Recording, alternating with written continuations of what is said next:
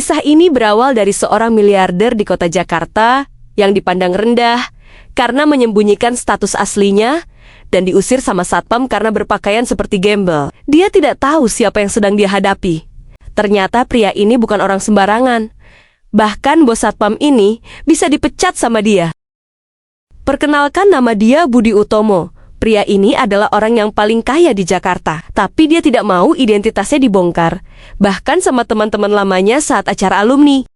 Dia lebih memilih jadi orang biasa saja di depan teman-teman lamanya. Beda sekali dengan karakter orang lain yang suka pamer harta kekayaan saat berkumpul dengan alumni lain. Ada yang pamer baru mendapatkan pekerjaan, ada yang pamer baru beli iPhone, dan bahkan ada juga yang pamer baru beli motor baru. Tapi Mas Budi Utomo, sang miliarder, tidak mempermasalahkan hal tersebut. Bahkan dia sangat bangga semua teman-temannya sudah sukses dan kaya raya. Namun hal mengejutkan terjadi. Andre baru lulus, tentara dengan sombongnya, dan dengan angkuh menghina Mas Budi Utomo karena masih miskin dan tidak mempunyai pekerjaan yang jelas. Padahal, dia dulu murid paling pintar. Tapi di dunia nyata, dia yang paling miskin dari semua teman-temannya yang lain. Yang lebih parah, bukan hanya hinaan yang didapat MS Budi Utomo pada saat acara reuni alumni, tapi dengan jahatnya Andre dan kawan-kawannya menyiram Pak Budi dengan air sampai basah kuyup dan dipermalukan di depan restoran, sampai Pak Budi menangis dan meminta maaf sama mereka semua. Namun mereka tidak mau memperdulikannya, karena mereka terus membuli Pak Budi karena dia miskin dan belum sukses seperti yang lainnya. Suara hujan pelan terdengar di luar aula sederhana. Hari itu, para alumni SMA berkumpul untuk reuni 20 tahun. Di halaman, mobil-mobil mewah berjajar. Fortuner, Pajero, Alphard, dan Camry berdiri gagah, menunggu pemiliknya yang kini sudah sukses. Di dalam aula, semua berkumpul dengan senyum lebar. Ari kini seorang dokter spesialis. Yudi jadi pengusaha properti. Linda membuka butik sukses di kota. Dedi sudah menjadi polisi. Andre kini seorang tentara TNI. Lalu datanglah Budi Utomo. Dia turun dari motor bebek tua, memakai jaket lusuh, dan membawa kantong plastik berisi oleh-oleh sederhana. Senyumnya lebar, matanya penuh harap bisa bertemu teman lama. Budi berjalan pelan ke dalam aula. Beberapa orang menoleh, lalu menatap dari ujung rambut sampai ujung kaki. Andre, si tentara, tiba-tiba tertawa keras. "Lah Bud, lu masih kerja apa sekarang? Kok masih kere gitu? Motor juga udah kayak mau rongsok aja." Beberapa teman menahan tawa. Budi hanya tersenyum, duduk di kursi paling belakang. "Alhamdulillah masih cukup buat makan, Andre." Andre geleng-geleng kepala sambil tersenyum sinis. "Ya ampun Bud, dari dulu cupu, sekarang masih aja miskin. Lihat dong, kita semua udah sukses." Linda mencoba menenangkan. "Andre, udahlah, jangan begitu." Tapi Andre malah semakin keras. "Kalau masih miskin gini, ngapain datang reuni? Malu-maluin aja."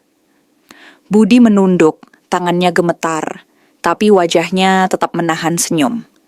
Tak ada yang tahu apa yang sedang dia rasakan saat itu. Di luar, hujan turun makin deras. Sebagian teman khawatir mobil mereka basah karena parkir agak jauh. Budi berdiri, memakai jas hujan plastik lusuh, lalu membantu memindahkan kursi agar tamu tidak basah. Beberapa orang memandang dengan tatapan kasihan, beberapa menahan tawa kecil. Andre menoleh lagi. "Bud, lu masih ngontrak kan?" Budi menjawab dengan tenang. "Iya Andre, masih ngontrak." Andre tertawa keras, menepuk meja. "Gila bener-bener lu Bud." Hati Budi terasa perih, tapi ia tetap diam. Dalam diamnya ia mengingat masa lalu. Dulu, setelah lulus SMA, Budi membantu ayahnya menjadi tukang tambal ban. Ia bekerja di toko kelontong kecil sambil belajar investasi saham lewat warnet murah. Bertahun-tahun dia hidup sederhana, menahan keinginan untuk membeli hal-hal yang tak perlu. Sampai akhirnya dia menemukan peluang untuk membeli lahan sawit murah di Kalimantan, sedikit demi sedikit. Budi bekerja keras, tidur hanya beberapa jam sehari, menabung setiap rupiah, menahan lapar agar bisa membeli satu petak tanah lagi. Kini, tanpa ada yang tahu, Budi memiliki ratusan hektar kebun sawit, usaha logistik, kontrakan di beberapa kota, dan deposito yang cukup untuk hidup 10 keturunan. Namun Budi memilih tetap sederhana, tetap bersyukur, dan tidak pernah ingin pamer pada siapapun. Tiba-tiba, seorang sopir dengan jas hujan masuk terburu-buru.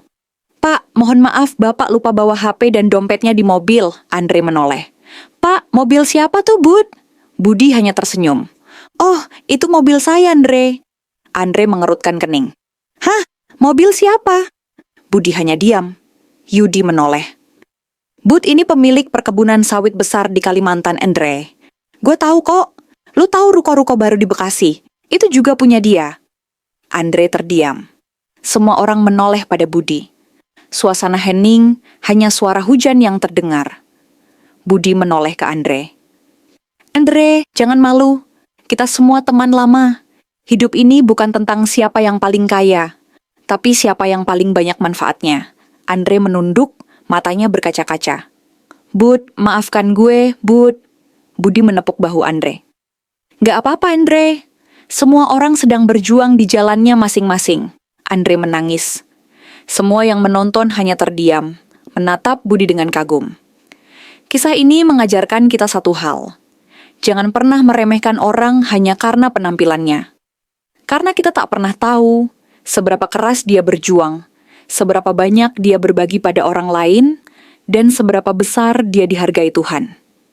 Karena hidup ini bukan tentang siapa yang paling kaya, tapi siapa yang paling ikhlas, paling bersyukur, dan paling bermanfaat untuk orang lain.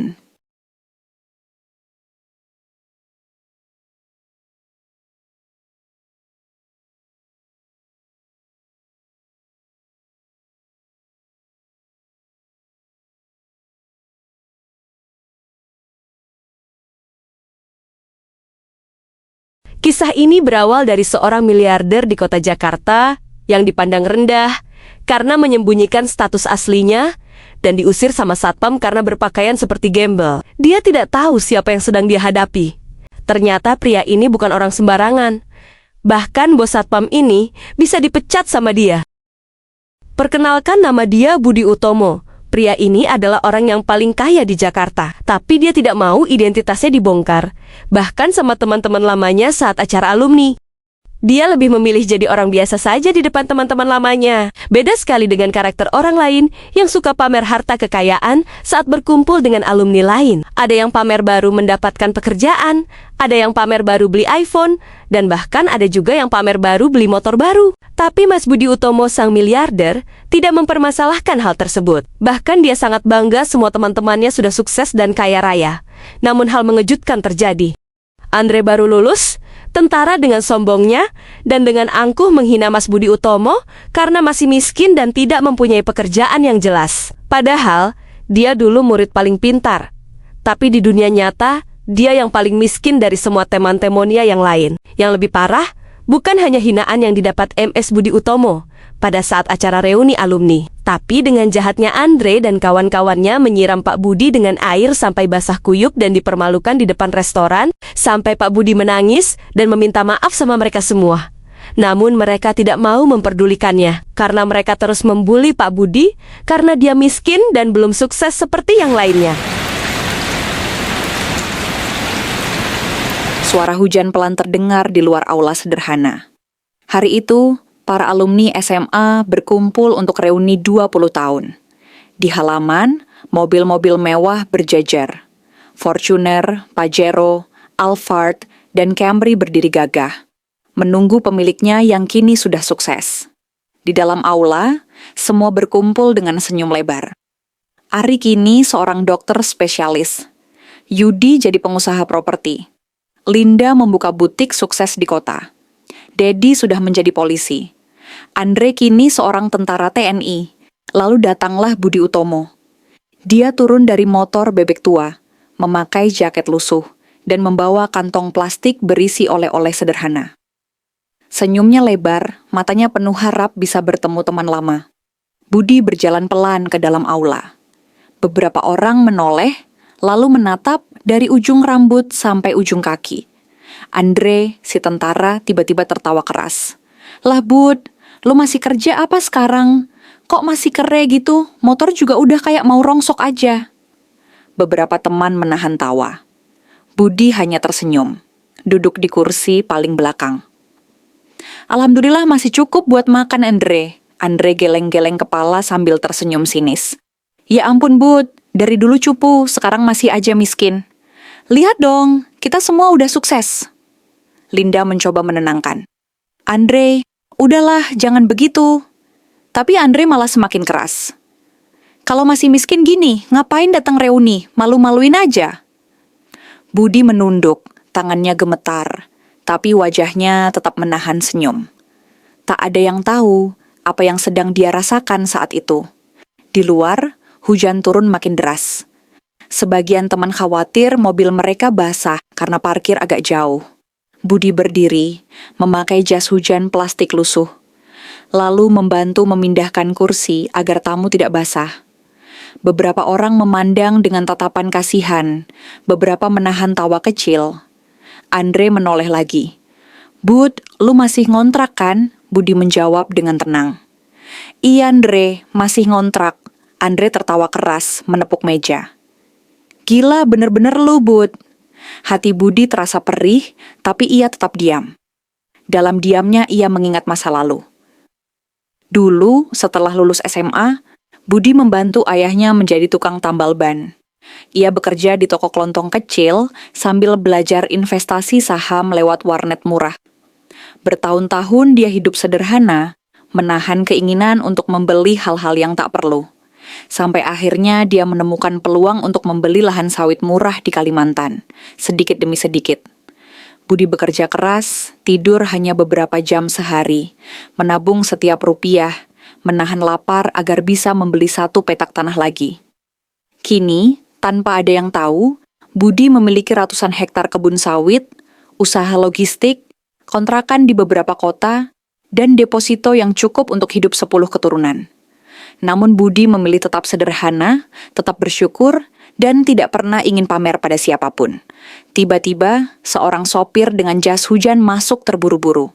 Pak, mohon maaf Bapak lupa bawa HP dan dompetnya di mobil, Andre menoleh. Pak, mobil siapa tuh, Bud? Budi hanya tersenyum. Oh, itu mobil saya, Andre. Andre mengerutkan kening. Hah? Mobil siapa? Budi hanya diam. Yudi menoleh. Bud ini pemilik perkebunan sawit besar di Kalimantan, Andre. Gue tahu kok. Lu tahu ruko-ruko baru di Bekasi? Itu juga punya dia. Andre terdiam. Semua orang menoleh pada Budi. Suasana hening, hanya suara hujan yang terdengar. Budi menoleh ke Andre. Andre, jangan malu. Kita semua teman lama. Hidup ini bukan tentang siapa yang paling kaya, tapi siapa yang paling banyak manfaatnya. Andre menunduk, matanya berkaca-kaca. Bud, maafkan gue, Bud. Budi menepuk bahu Andre. Gak apa-apa, Andre. Semua orang sedang berjuang di jalannya masing-masing. Andre menangis. Semua yang menonton hanya terdiam, menatap Budi dengan kagum. Kisah ini mengajarkan kita satu hal. Jangan pernah meremehkan orang hanya karena penampilannya. Karena kita tak pernah tahu seberapa keras dia berjuang, seberapa banyak dia berbagi pada orang lain, dan seberapa besar dia dihargai Tuhan. Karena hidup ini bukan tentang siapa yang paling kaya, tapi siapa yang paling ikhlas, paling bersyukur, dan paling bermanfaat untuk orang lain.